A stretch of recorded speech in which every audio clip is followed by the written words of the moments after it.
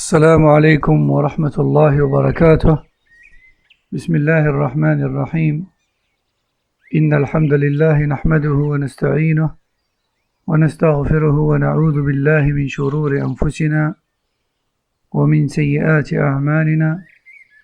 من يهده الله فلا مضل له ومن يضلل فلا هادي له، وأشهد أن لا إله إلا الله وحده لا شريك له، وأشهد أن محمدا عبده ورسوله صلى الله وسلم وبارك عليه وعلى آله وأصحابه أجمعين.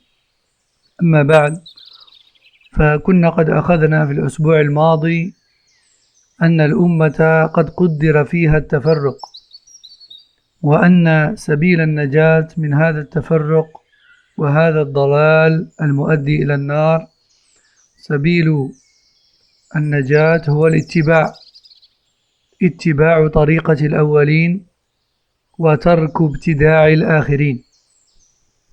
وأخذنا أن الله لا يقبل من العمل إلا ما كان صالحا، والصالح من العمل هو ما كان لله على طريقة رسول الله، هو ما كان لله على طريقة رسول الله صلى الله عليه وسلم، وأن هذا هو معنى الركن الأول: لا إله إلا الله محمد رسول الله، الذي بنيت عليه بقية الأركان، والذي أمرنا الله بالاجتماع عليه وحرم علينا التفرق فيه، وذلك بالوقوع في الشرك المقابل للإخلاص والبدع المقابلة لسنة محمد صلى الله عليه وسلم. On a vu la semaine dernière que la communauté était vouée, de par son destin, à la division, et que cette division et déviation de la voie première place ses auteurs sous la menace de l'enfer, et que le seul moyen donc d'échapper à cette menace, c'est de suivre la croyance et la pratique des premiers de la communauté et de délaisser les innovations des derniers de la communauté, de ceux qui sont venus par après. Nous avons vu également qu'Allah Tabaraka wa Ta'ala n'accepte parmi les œuvres que les bonnes. Et on a vu que les bonnes œuvres sont celles accomplies purement pour Allah, selon la manière de faire du messager d'Allah. Les bonnes œuvres ne sont que celles accomplies purement pour Allah, selon la manière de faire du messager d'Allah, sallallahu alayhi wa sallam. Et c'est ça le sens de la ilaha illallah Muhammadur Rasulullah. Nul ne mérite le culte sauf Allah, et Muhammad est le messager d'Allah. Donc on adore que Allah selon la manière de faire de Rasulullah sallallahu alayhi wa sallam. Et c'est pour ça que c'est le premier pilier de l'islam. Car tout ce qui vient après parmi les piliers, la prière, la zakat, le jeûne, le hajj, doivent être accomplis sur cette base, purement pour Allah, selon la méthode du messager d'Allah, sallallahu alayhi wa sallam. Et c'est là-dessus qu'Allah nous a ordonné de nous unir.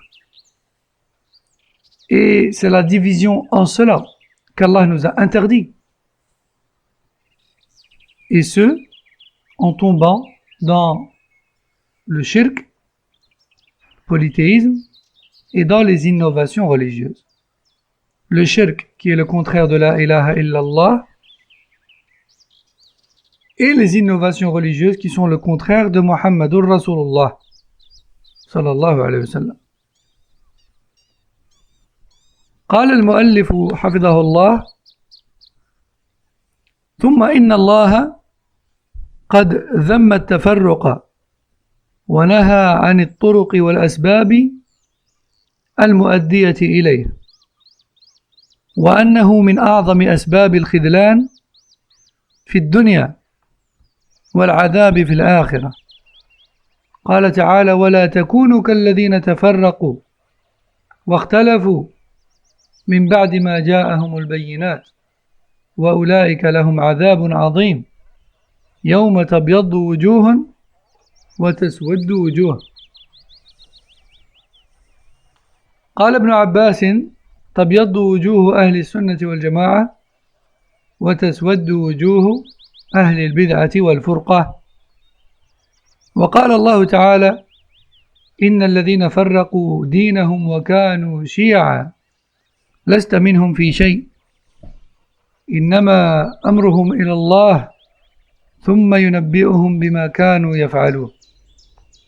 وقال صلى الله عليه وسلم: ألا إن من كان قبلكم من أهل الكتاب افترقوا على 72 ملة، وإن هذه الأمة ستفترق على 73 ملة، 72 في النار وواحدة في الجنة وهي الجماعة.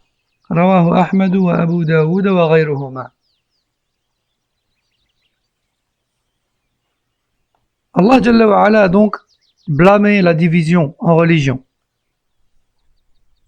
ainsi que tout ce qui mène vers la division.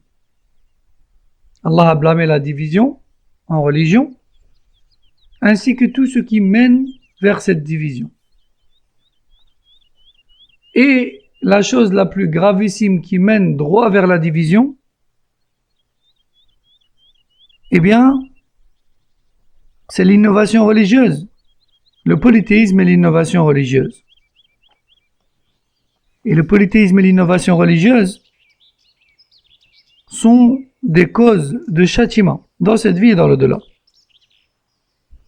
Allah Tabaraka wa Ta'ala dit dans Sourate Al-Imran, versets 105 et 106, qui ont pour sens: ne soyez pas comme ceux qui se sont divisés en matière de religion et ont divergé entre eux après que l'épreuve divine leur soit parvenue. Ceux-là auront un grand châtiment le jour du jugement, le jour où certains visages s'éclairciront ou s'illumineront, tandis que d'autres s'assombriront. Ibn Abbas nous dit: ce sont les visages des gens de la sunna et du groupe, ce sont les visages de ceux qui se sont unis autour de la pratique du dernier prophète, sallallahu alayhi wa sallam, qui s'illumineront et s'éclairciront. Et ce sont les visages des gens qui ont innové et qui se sont divisés en matière de religion qui s'assombriront. Fin de citation. Allah Jalla wa Ala, le prophète sallallahu alayhi wa sallam, nous dit: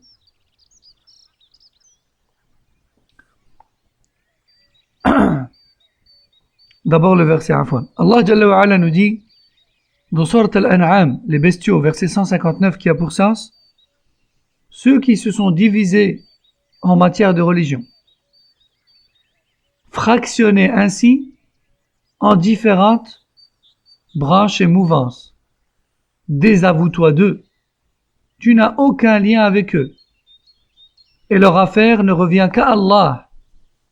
Il va les juger et leur rappeler ce qu'ils faisaient. Et dans le hadith, le prophète sallallahu alayhi wa sallam dit: n'est-ce pas que ceux avant vous parmi les gens du livre, chrétiens et juifs, se sont divisés en 72 fractions, et que cette communauté qui est la mienne, donc celle de Mohammed sallallahu alayhi wa sallam, se divisera en 73 fractions.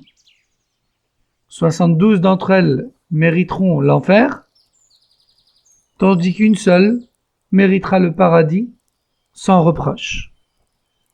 Et cette seule fraction, c'est celle qui sera unie autour de ma pratique. Al-Jama'a. Rapporté par Ahmed, Abu Daoud et d'autres. Faqad akhbara, d'ailleurs, savoir que la division dans les communautés précédentes est telle qu'entre eux, ils ne se considèrent même pas comme affiliés au christianisme, par exemple, ou au judaïsme, comme c'est le cas entre les mouvances de l'islam. Hein? Par exemple, si on prend un soufi, il considère l'Ash'ari comme musulman, mais ne suivant pas la même mouvance. Si on prend par exemple l'Ikhwani, il considère le Tablighi comme musulman, mais ne suivant pas la même mouvance et qui n'a pas la même lecture à fond des textes que lui. Si on prend par exemple un Mu'tazili, ou si on prend un مثلا يعني un Ahmadi, ou si on prend مثلا يعني un Jahmi, ou si on prend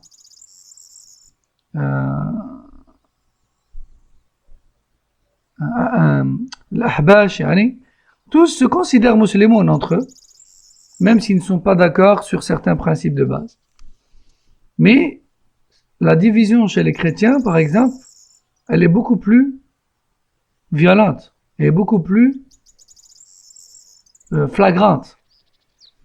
Si vous questionnez par exemple les catholiques sur les orthodoxes, ou les orthodoxes sur les catholiques, ou sur les protestants, tous vous diront entre eux que les autres font partie d'une religion différente.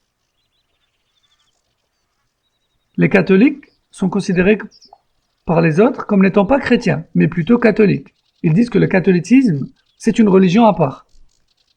Les orthodoxes, par exemple, disent que les catholiques sont catholiques, ils ne sont pas chrétiens. Que les chrétiens, ce sont eux, les orthodoxes. Hein? Si on prend par exemple les protestants, c'est pareil. En fait, ils sont tellement divisés qu'ils se considèrent comme étant des religions toutes différentes les unes des autres. Pas des mouvances ou des fractions différentes, mais vraiment carrément des religions différentes. Donc vous voyez à quel niveau est arrivée leur division. Il en va de même chez les juifs, hein, et pareil chez les musulmans, si ce n'est que les fractions musulmanes se considèrent tout de même musulmanes entre elles, à l'exception de quelques-unes d'entre elles, comme le Khawarij par exemple. طيب.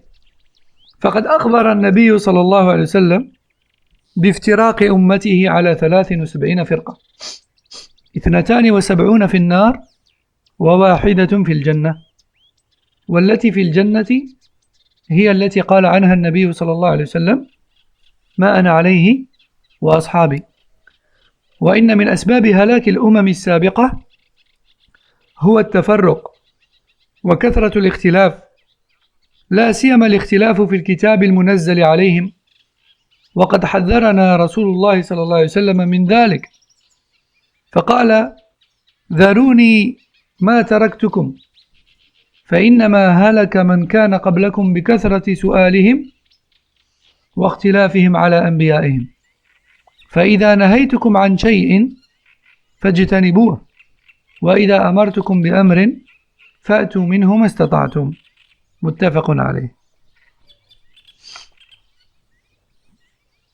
Le prophète sallallahu alayhi wa sallam nous avait donc informé de la division de la communauté. Nous avait informé sur la division de la communauté en 73 fractions. Alors certains pourraient se demander, est-ce qu'il existe 73 sectes, 73 fractions, 73 mouvances, tout pile, tout rond? La réponse est non. Et les ulama disent que ce qui est voulu, wallahu a'lam, par les 73, 72, 71, ce sont les groupes, si je peux dire ça comme ça, les mouvances mères. Les mouvances mères. On peut trouver des groupes desquels découlent d'autres groupes, mais Ces groupes-là ont des points communs qui les réunissent sous un même étendard ou une même mouvance mère. Ça, c'est le premier élément de réponse. Et le deuxième élément de réponse, c'est de dire que le chiffre 73, ou bien 72, ou bien 71, dans le hadith, il est stipulé au futur, se diviseront. D'accord?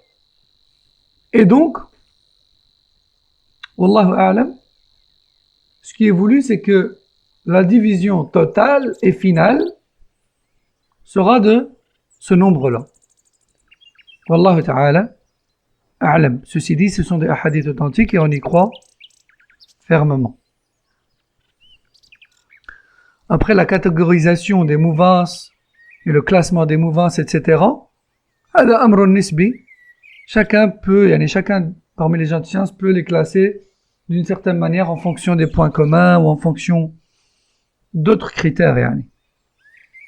Taïb. Le prophète sallallahu alayhi wa sallam nous a donc informé que sa communauté allait se diviser en 73 fractions et que 72 d'entre elles mériteront l'enfer. En fonction, bien sûr, du degré de gravité de leur innovation et déviation. Et que une seule fraction d'entre ces 73 sera épargnée de ce feu. En tout cas, elle sera épargnée de la partie de l'enfer destinée aux innovateurs. Certes, effectivement, ils peuvent être pécheurs, et donc, si Allah ne leur pardonne pas, ils passeront peut-être par l'enfer pour être purifiés, mais en tout cas, ils n'auront pas la même sentence, et de ce fait, ils n'auront pas le même châtiment que les innovateurs, qui, eux, ont innové des choses qui n'ont pas été prescrites par Allah Azza wa Jalla. Donc, et cette seule fraction, c'est le noyau, en fait. Ce sont ceux qui sont restés sur la croyance et la pratique exacte, religieuse, du prophète sallallahu alayhi wa sallam et ses compagnons. Les péchés, c'est autre chose. Tout le monde en commet. Mais ce qui compte le plus, en premier lieu, pour être sauvé, c'est la croyance et la pratique religieuse, qui doit être exactement celle de Mohammed sallallahu alayhi wa sallam et ses compagnons. Alors il se pourrait qu'une personne se demande, oui, mais une personne qui fait pas de shirk, elle fait que de tawhid, elle fait pas de bid'a, elle fait que sunnah, etc. Mais qui commet plein de péchés, elle boit, elle fornique, etc. Est-ce qu'elle est meilleure qu'une personne qui fait des bid'a mais qui fait pas de péché à côté? Naam, bien sûr, elle est meilleure que la personne qui fait pas de péché mais elle fait shirk ou le bid'a. Oui, elle est meilleure qu'elle. Naam, tout est important. Le tawhid est important, le sunnah est importante, le délaissement des péchés et la droiture en cela est important. Mais si on devait classer en termes de priorité et d'importance, le délaissement de shirk et de bid'a est prioritaire sur le délaissement des péchés, bien que tout soit obligatoire. Non. Donc, c'est pour ça que le prophète sallallahu alayhi wa sallam, lorsqu'il a dit « Toutes ces fractions mériteront le feu, sauf une seule », et qu'il a été questionné « Laquelle, ô messager d'Allah ?» Il a répondu « Ce sur quoi je suis moi aujourd'hui et mes compagnons. » Alors on pourrait se dire « Ouais, mais eux, ils le questionnent sur les personnes, et lui, il dit « Ce sur quoi je suis moi et mes compagnons. » En fait, le prophète sallallahu alayhi wa sallam a parlé peu pour dire beaucoup. Le prophète sallallahu alayhi wa sallam, au lieu de citer des personnes ou des contrées ou des groupes ou des régions ou des peuples, il a cité directement la caractéristique qui les réunit, à savoir le suivi exact de la croyance et de la pratique du prophète sallallahu alayhi wa sallam et ses compagnons.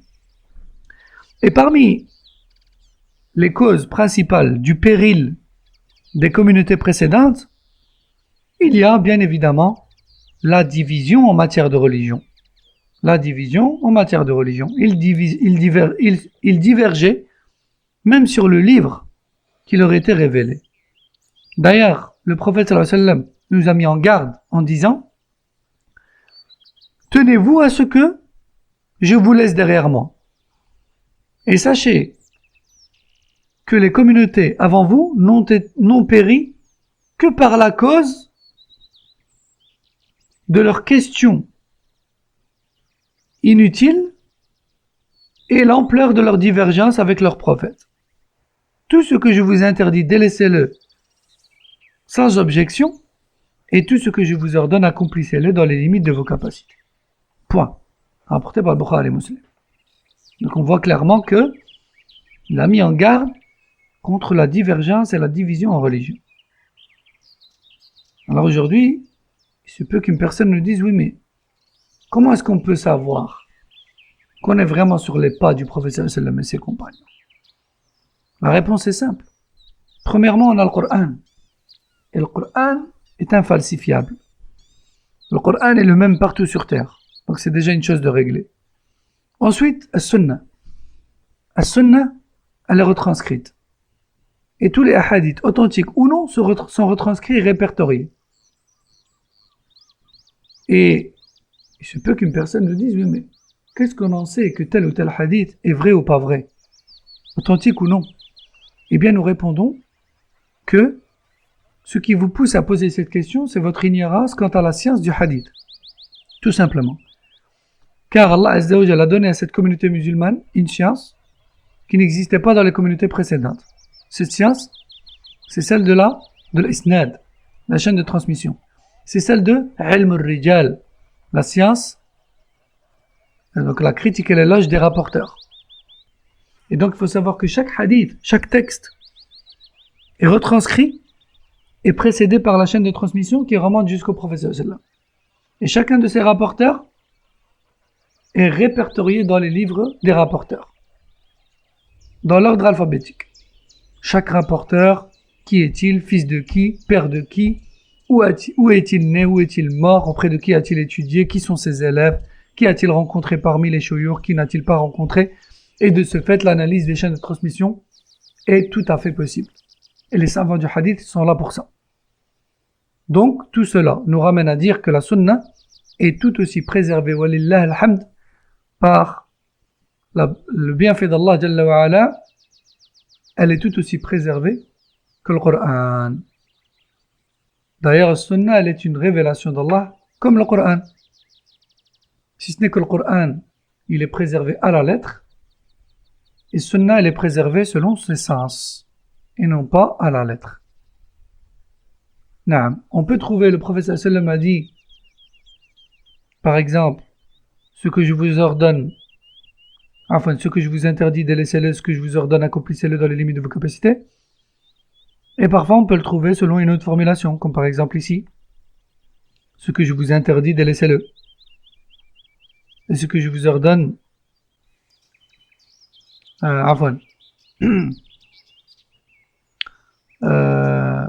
non, مثلا, dans le hadith des piliers de l'islam.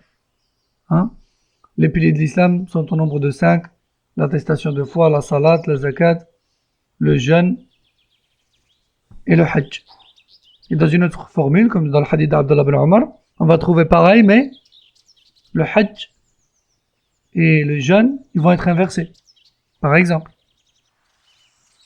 Pourquoi? Parce que le hadith, il peut être rapporté selon les sens. Mais pas le Coran. Le Coran, non.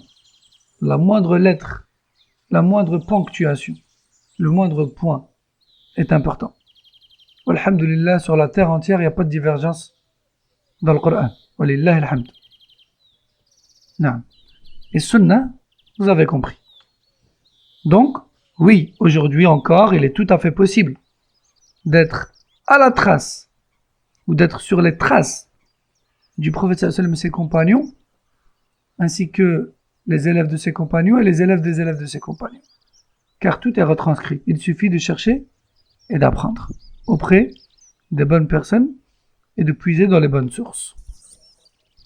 قال المؤلف وإن طريق الخلاص من الفرقة والاختلاف هو باتباع طريق الفرقة الناجية المنصورة وهي الجماعة وهم الذين يسيرون على وفق منهج النبي صلى الله عليه وسلم وأصحابه لا يعدلون عن ذلك ولا يحيدون عنه إن طريق الخلاص هو اتباع السلف الصالح قولا وعملا واعتقادا وعدم مخالفتهم أو الشذوذ عنهم. قال الله تعالى ومن يشاقق الرسول من بعد ما تبين له الهدى. وانتبه هنا الهدى ما هو؟ القرآن والسنة. ومن يشاقق الرسول من بعد ما تبين له الهدى ويتبع غير سبيل المؤمنين. وانتبه هنا المؤمنون حين نزول الآية هم الصحابة. يقول ومن يشاقق الرسول من بعد ما تبين له الهدى القرآن والسنة ويتبع غير سبيل المؤمنين غير طريق الصحابة نوله ما تولى ونصله جهنم وساءت مصيرا. فاتباع المؤمنين وهم الصحابة وأتباعهم من الأئمة المهديين بإحسان وهم التابعون وأتباع التابعين اتباعهم هو سبيل النجاة. اتباعهم هو سبيل النجاة. Le seul moyen et le seul chemin donc qui peut nous préserver de la division et de la divergence blâmable. Toute divergence n'est pas forcément blâmable, mais la divergence blâmable qui mène vers la division. Pourquoi il y a une divergence blâmable et une divergence non blâmable? Parce que la divergence blâmable, elle mène vers la division. C'est la contradiction fondement des gens de la Sunna. Et la divergence non blâmable, c'est la divergence qui a eu lieu entre les compagnons, qui aura donc toujours lieu puisque nous suivons les compagnons. Mais ce sont des divergences dans des points qui ne sont pas fondamentaux. C'est pas grave, yani. Comme le fait de diverger sur les membres à poser en premier au sol dans la prière. Est-ce que je pose d'abord les genoux ou les mains? Est-ce que je me relève sur les genoux ou sur les poings? Bon, ils ont divergé, on diverge et on divergera toujours. Mais ça, c'est pas grave. Par contre, les fondements de la religion, ce sur quoi ils n'ont pas divergé, où est Allah? Allah est au-dessus des cieux. Ils n'ont pas divergé. Le paradis et l'enfer existe-t-il, oui ou non? Oui, il existe. Ils n'ont pas divergé là-dessus. Y a-t-il vraiment un pont qui s'appelle le Sirat dressé sur l'enfer? Oui, ils n'ont pas divergé là-dessus. Y a-t-il vraiment une balance dans laquelle seront pesées les œuvres, les feuillets et les personnes? Oui, ils n'ont pas divergé là-dessus, etc. Donc nous, on ne diverge pas non plus sur ces points-là. Donc il y a une divergence blâmable et une divergence non blâmable. La divergence blâmable, c'est celle qui cause la division dans la communauté. Pourquoi elle est blâmable? Et pourquoi elle cause la division? Parce que les sahaba n'ont pas divergé dans ces choses-là. Et diverger dans ces choses-là reviendrait à diverger avec les compagnons, qui sont le noyau, la base, l'exemple premier de la communauté musulmane. Donc, je reviens, le cheikh nous dit, le seul chemin qui peut nous débarrasser de la division et de la divergence blâmable, c'est le suivi du groupe sauvé, qui est le groupe uni autour de la pratique du prophète sallallahu alayhi wa sallam et ses compagnons, qui fera donc de nous les gens qui suivent la voie des pieux prédécesseurs, la voie du prophète sallallahu alayhi wa sallam et ses compagnons. On ne doit pour rien au monde se détourner de cette voie, de cette croyance et de cette pratique. Pour rien au monde. Et cette voie, c'est ce qu'on appelle la voie des pieux prédécesseurs.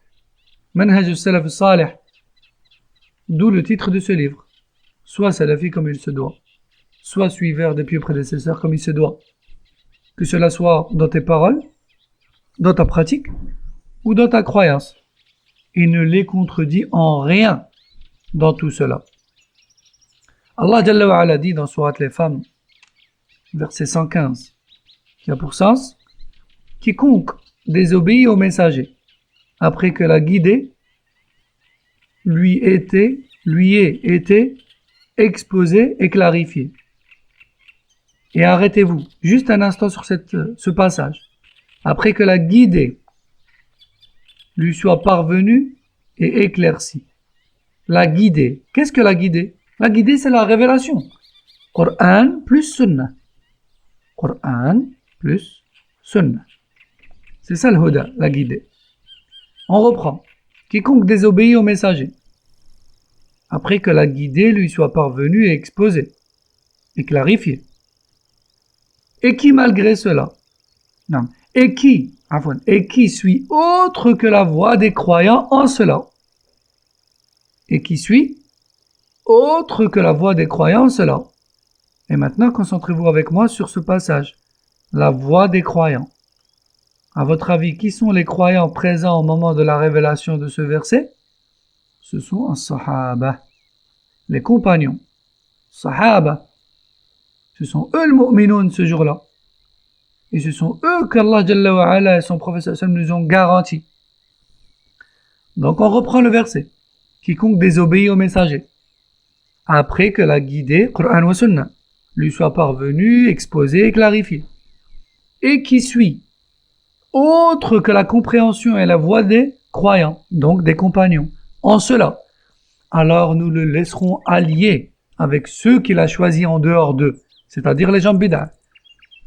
Et nous lui ferons subir au final l'enfer. Et quel mauvais devenir. Et quel mauvais devenir. Donc, le suivi de la voie des compagnons, ainsi que leurs élèves et les élèves de leurs élèves, sont une obligation. Et c'est le seul moyen de sauvetage, de la division et donc du feu. نعم. قال المؤلف: والاتباع إنما يكون صحيحا بثلاثة أمور تتخلص مما سبق من النصوص. والاتباع إنما يكون صحيحا بثلاثة أمور تتلخص مما سبق من النصوص، وهذه الأمور الثلاثة هي: أولا الاعتصام بالكتاب والسنة، ثانيا عدم التفرق والاختلاف في الكتاب والسنة، وذلك كيف يكون؟ ثالثا يكون باتباع الكتاب والسنة بفهم السلف الصالح لا بفهم غيرهم. Donc, pour résumer tout ce qu'on a raconté jusqu'ici, le moyen de sauvetage de la division et donc du feu se résume en 3 points. Si vous retenez ces 3 points, vous aurez donc en fait retenu tout ce qu'on a dit jusqu'ici. Juste 3 points. Numéro 1, s'accrocher au Coran et la Sunna. Numéro 2, ne pas diverger dans le Coran ou la Sunna. Comment? Eh bien, c'est le numéro 3, en les interprétant avec la compréhension des pieux prédécesseurs. Comment être sauvé de la division et de la divergence blâmable et de l'égarement et du feu? 3 choses. S'accrocher au Coran ou au Sunnah, ne pas diverger en eux de façon blâmable. Comment? En suivant la compréhension des pieux prédécesseurs. Et on peut même résumer en 2 points plutôt en disant suivre le Coran ou le Sunnah uniquement selon l'interprétation des pieux prédécesseurs. Non. D'ailleurs, pour ceux qui veulent plus de détails, je vous recommande bon, à l'époque on parlait en cassette, mais maintenant on le trouve même sur internet ou on trouve en CD ou en fichier MP3. Cheikh Al-Albani, rahimahullah, à l'époque, il avait fait une très très belle muhadara qui avait fait le tour du monde, une conférence célèbre qui s'appelle Hadihi da'watuna. Voici notre prêche. Voici notre voix. Hadihi da'watuna. Voici notre prêche. De Cheikh Al-Albani, qui a d'ailleurs été traduit, wallahu alam, en beaucoup de langues. Je vous recommande d'écouter cette conférence ou de la lire. ثم قال المؤلف: هذا وإن من لوازم الاتباع ترك الابتداع في دين الله، وقد تقدم جملة من النصوص الشرعية التي تأمر بالاتباع وتحذر من الابتداع، وقد بشر النبي صلى الله عليه وسلم المتمسكين بسنته بأعظم بشارة وأكبر مقصد يطلبه كل مؤمن ويسعى إلى تحقيقه من كان في قلبه أدنى مسكة من إيمان ألا وهو الفوز بالجنة والنجاة من النار. هذا الحديث قال فيه صلى الله عليه وسلم كل أمتي يدخلون الجنة إلا من أبى. قالوا ومن يأبى يا رسول الله؟ قال من أطاعني دخل الجنة ومن عصاني فقد أبى. رواه البخاري في صحيحه. وأي إباء ورفض للسنة أعظم من مخالفة أمره صلى الله عليه وسلم وذلك بالإحداث في الدين والابتداع فيه. Fait partie du suivi duquel on parle de délaisser les innovations religieuses, toutes les innovations religieuses. On a parfois des gens qui font des bid'ah. Quand tu les conseilles, tu leur dis il faut s'accrocher à la sunna, tu dis mais je suis sunna moi. Taïb, c'est bien, tu appliques des sunnah. Mais là tu fais une bid'ah. Et à travers cette bid'ah, eh bien en fait tu délaisses cette sunna, tu contredis sunna. En fait, tu rassembles en toi deux choses contradictoires. Le feu et l'eau. La lumière et les ténèbres. C'est pas possible. Ton suivi de la sunna est manquant. Il est diminué. Il n'est pas complet. Donc, le cheikh nous dit, fait partie du suivi de la sunna que de délaisser son contraire. Toute forme d'innovation religieuse. Car nous avons beaucoup de textes qui ordonnent le suivi de la sunna et le délaissement de la bid'ah. Et celui qui veut véritablement obéir au prophète sallallahu alayhi wa sallam, il doit suivre toute sa pratique et sa croyance et délaisser tout ce qui n'en est pas, tout ce qui ne l'est pas. Et l'obéissance au prophète sallallahu alayhi wa sallam en cela donne droit et donne accès au but ultime de tout croyant et croyante, à savoir le paradis. Le prophète sallallahu alayhi wa sallam dit « Toute ma communauté entrera au paradis, sauf celui qui refuse. » Et les compagnons se sont exclamés « Et qui donc refuse d'entrer au paradis au messager d'Allah ?» Réponse « Quiconque m'obéit entrera au paradis. Et quiconque me désobéit aura refusé d'entrer au paradis. » Et il n'a pas dit « n'entrera pas ». Il a dit « il a refusé ». C'est lui qui a refusé. Comme on a l'habitude de dire dans le langage familier, la balle est dans notre camp. C'est toi qui choisis si tu veux entrer au paradis ou en enfer. C'est toi qui choisis si tu veux avoir plus de probabilité d'entrer au paradis ou en enfer. C'est toi, cher frère. C'est toi, chère sœur. On a déjà suffisamment de péchés à notre encontre. Alors pourquoi en rajouter avec des innovations, des pratiques et des croyances qui ne font pas partie de celles de Mohammed sallallahu alayhi wa sallam? Maximise tes possibilités de sauvetage. Sauve-toi du feu par tous les moyens possibles. Le prophète sallallahu alayhi wa sallam disait aux compagnons, sauvez-vous du feu ne fût-ce que en donnant en aumône la moitié d'une date. Que dire de se sauver du feu en pratiquant sunna et en délaissant toute bid'a? Vous avez certainement dû déjà tous entendre ce hadith dans lequel le prophète nous dit que le jour du jugement dernier, le prophète aura un bassin qui contiendra de l'eau et où la communauté musulmane pourra s'abreuver après cette forte chaleur due à la proximité du soleil.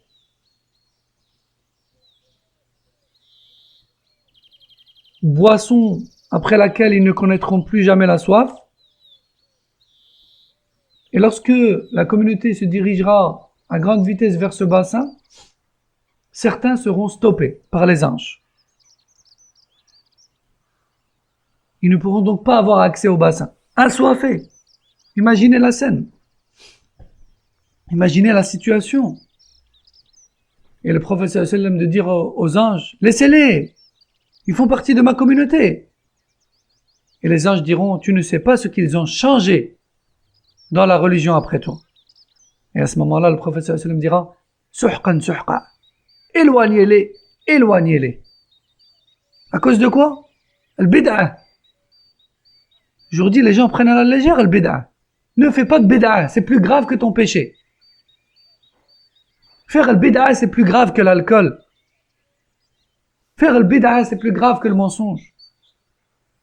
Faire al-bid'a, c'est plus grave que la fornication. Bien que toutes ces choses-là restent graves. Mais le bid'a est plus grave. C'est un ajout dans la religion d'Allah. Donc, le prophète sallallahu alayhi wa sallam a promis le paradis pour quiconque lui obéit et le suit à la trace. Et le prophète sallallahu alayhi wa sallam nous informe que celui qui lui désobéit en quoi que ce soit déclare en réalité qu'il refuse d'entrer au paradis. C'est comme si l'on disait que toute personne qui commet une bid'a ou qui croit une bid'a, eh bien en fait c'est comme s'il est en train de dire dans un second degré, je ne veux pas entrer au paradis. Je ne veux pas entrer au paradis. Quand il dit, moi, je suis d'avis que c'est pas grave, que c'est bien de faire cette bid'a, en fait, en second degré, il est en train de dire, moi, je ne veux pas entrer au paradis. C'est ça, en fait. Et quiconque me désobéit aura refusé d'entrer au paradis. Rapporté par Al-Bukhari. قال أبي بن كعب رضي الله عنه عليكم بالسبيل والسنة فإنه ليس من عبد على سبيل وسنة ذكر الرحمن ففاضت عيناه من خشية الله فتمسه النار أبدا وإن اقتصادا في سنة وإن اقتصادا في سبيل وسنة خير من اجتهاد في خلاف وبدع. انتهى. وإن من تأمل نصوص الكتاب والسنة وجد أن البدع في الدين محرمة ومردودة على أصحابها من غير فرق بين بدعة وبدعة وإن كانت تتفاوت درجات التحريم بحسب نوعية البدعة ولذا جاء النهي عن البدع على وجه واحد في قوله عليه الصلاة والسلام إياكم محدثات الأمور فإن كل محدثة بدعة وكل بدعة ضلالة وقوله عليه الصلاة والسلام من أحدث في أمرنا هذا ما ليس منه فهو رد فدل الحديث على أن كل محدث في الدين فهو بدعة وكل بدعة ضلالة مردودة معنى ذلك أن كل البدع في العبادات والاعتقادات محرمة ولكن التحريم يتفاوت بحسب نوع البدعة فمنها ما هو كفر صراح ومنها ما هو من وسائل الشرك ومنها ما هو فسق معصية وهنا أنبه الذين يحكمون على الناس بالتبديع والتضليل والتكفير وغير ذلك بغير علم إذ إنهم لا يفرقون بين بدعة أخرى وبين معصية أخرى ونبه إخواني الغيورين على المنهج السلفي لكن من غير شعور المدمرين له الملطخين له انتبهوا فالبدع أنواع والمعاصي أنواع فإياك أن تتكلم فيما لست أهلا فيه. Donc, d'après Ubay, ou plutôt Ubay ibn Ka'b, le noble compagnon qu'Allah l'agrée, a dit suivez la pratique du prophète sallallahu alayhi wa sallam à la lettre et sachez que quiconque suit la sunna du prophète sallam, et à qui il arrive de pleurer pour Allah et par crainte d'Allah, se verra interdit au feu de l'enfer. Et sachez que peu d'actions conformes à la sunna est meilleure que beaucoup d'actions contraires à celle-ci. Fin de citation. Allahu Akbar. On voit parfois il y a des gens s'émerveiller, de gens de bid'a qui pleurent, qui font dans l'arme en prière, ou dans leur khutbah, ou dans leur duros, font des rappels sur la mort, etc. Ils pleurent, ils disent regarde, mashallah, il pleure, il est pieux. C'est pas ça qui compte. C'est pas les sentiments de la personne et les larmes de la personne. Ce qui compte, c'est que ces adorations-là, du cœur et des yeux, et de la bouche, et des mains, ces adorations-là, il faut qu'elles soient accompagnées de la base. Et la base, c'est la conformité à la manière de faire de Mohammed sallallahu alayhi wa sallam. Si cette personne qui pleure, et qui exhorte, et qui est touchée, elle a la croyance exacte de Mohammed sallallahu alayhi wa sallam et ses compagnons, et la pratique exacte de Mohammed sallallahu alayhi wa sallam et ses compagnons, et qu'elle délaisse tout shirk et toute bid'a, alors oui, là tu peux t'émerveiller et souhaiter être pareil ou mieux encore.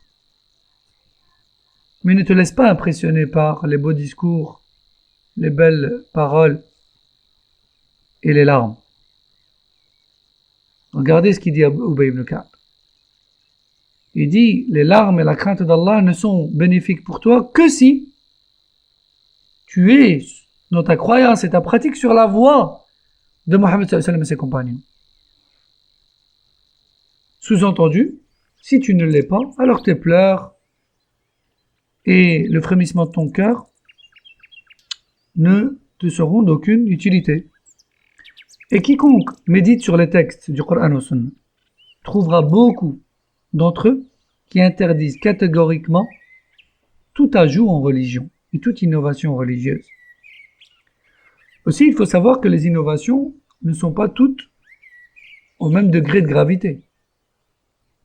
Les innovations sont diverses, tout comme les actes de mécréance sont divers, tout comme les péchés sont divers. Non. Donc toutes les bid'a n'ont pas le même niveau de gravité et donc pas le même jugement, la même sévérité de jugement. Et donc leurs auteurs aussi. Bien que toute bid'a soit interdite, toute bid'a est égarement, toute bid'a est vouée au feu, oui, mais toute bid'a n'est pas de même niveau de gravité. Certaines bid'a sont mécréances majeures, d'autres bid'a sont mécréances mineures, d'autres bid'a ne font de la personne qu'une personne fasiqa, perverse et désobéissante, etc. On va quand même pas comparer la bid'a qui est de dire qu'Allah est partout, il est dans tout et tout fait partie d'Allah, etc., qui fait partie de la mécréance claire, comme dit Charles Fawzan, Wahdat al-Wujud. On va quand même pas comparer cette bid'a-là à la bid'a qui est de fêter l'anniversaire du prophète sallallahu alayhi wa sallam. Les deux bid'a sont interdites. Oui, mais on va quand même pas considérer l'auteur de la première bid'a comme celui de la deuxième. Il y a un océan entre les deux. Le premier prononce une mécréance. Et si la vérité lui est exposée, qu'il la rejette toujours malgré sa compréhension, les savants se réservent le droit de le déclarer mécréant. Tandis que le deuxième, non. Même s'il comprend et qu'il persiste sur sa bid'a, il ne restera que désobéissant. Mais pas mécréant. Et là, j'en appelle à mes frères et sœurs salafis et salafiyat, masha'Allah, mais qui, parfois, par ignorance, au nom de la jalousie pour la salafiyya et l'islam authentique, ils se mettent à juger les autres avec ignorance. Ils se comportent avec dureté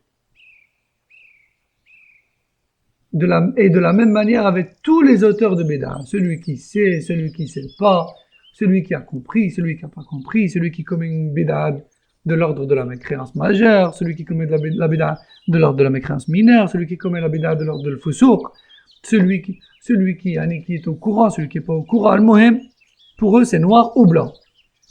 Mais c'est pas comme ça, ya ikhwa wa akhawat. Manhaj salafi, c'est le manhaj de tafsil. Les ulama, ils détaillent, c'est au cas par cas. Même dans le takfir, c'est au cas par cas. Il faut qu'effectivement l'acte commis ou la parole prononcée soit effectivement mécréance, et que la personne ait été avertie, et qu'elle soit dans un milieu où l'ignorance n'est pas excusée, et que la chose lui soit expliquée dans sa langue et avec son niveau intellectuel, et que l'on soit sûr qu'elle ait compris, etc., etc. Et puis ce sont les gens de science et de clairvoyance qui analysent son cas. On entend aujourd'hui des frères et des sœurs qui jugent les autres à la vitesse de l'éclair. Hein? Ou bien on entend aussi parfois des personnes qui, sur base de 2-3 éléments, envoient une question, ou appellent un savant et lui pose la question, une question bien dirigée, bien penchante vers une certaine réponse, qui va évidemment donner suite à une réponse voulue pour juger une personne.